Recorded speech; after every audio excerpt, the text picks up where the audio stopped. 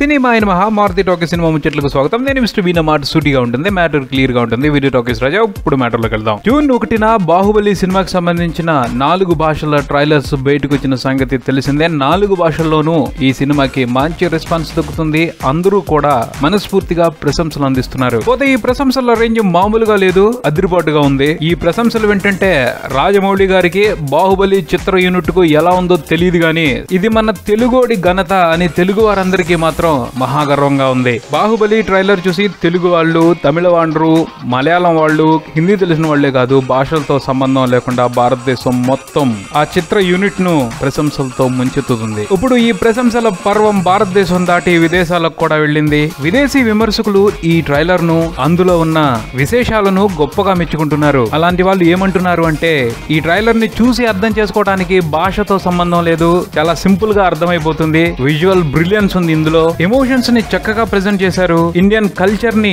Neat గా showcase చేశారు అని చెప్తూ ఈ ట్రైలర్ లో ఉన్న ప్రతి ఫ్రేమ్ ని వాళ్ళు మెచ్చుకుంటున్నారు. ఈ సినిమాతో ఇండియా తన కల్చర్ ని ప్రపంచానికి చాటబోతుంది అని వాళ్ళు మాట్లాడుతూ ఉండటం ఆనందాన్ని కలిగిస్తుంది. పోతే ఈ సినిమాలో కొన్ని హాలీవుడ్ సినిమాల ఇన్ఫ్లుయెన్స్ కనిపిస్తా ఉంది. కానీ భారతీయ సాంప్రదాయ నేపథ్యం ఈ సినిమాను ప్రపంచానికి కొత్తగా పరిచయం చేస్తుంది అని చెప్పడంలో ఎటువంటి సందేహం అవసరం లేదు అని వాళ్ళు మాట్లాడటం చాలా గొప్పగా అనిపిస్తుంది.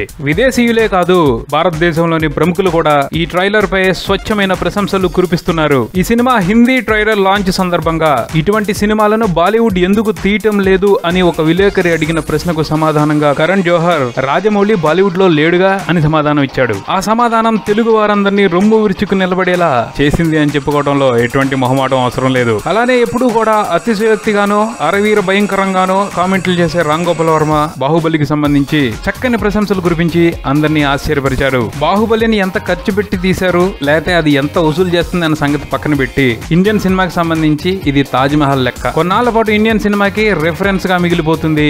భారతీయ సినిమాకు సంబంధించి బాహుబలి ఓ కొత్త చాప్టర్. ఇలాంటి ఐడియాని ఇంప్లిమెంట్ చేయటం మామూలు విషయం కాదు.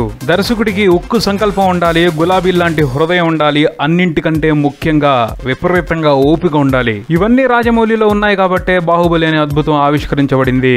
బాహుబలి సినిమాని ఒక హాలీవుడ్ సినిమాగా చూస్తే 100కి 70 మార్కులు వేస్తాను. అదే ఇండియన్ సినిమాగా చూస్తే 100కి 500 మార్కులు వేయాలి. ఇండియన్ సినిమాని పైకి తీసుకెళ్తున్నందుకు రాజమౌళికి థ్యాంక్స్ చెప్పాల్సిందే అని రామ్ గోపాల్ వర్మ స్పందించడంలో బోల్డంత నిజాయితీ కనిపించింది.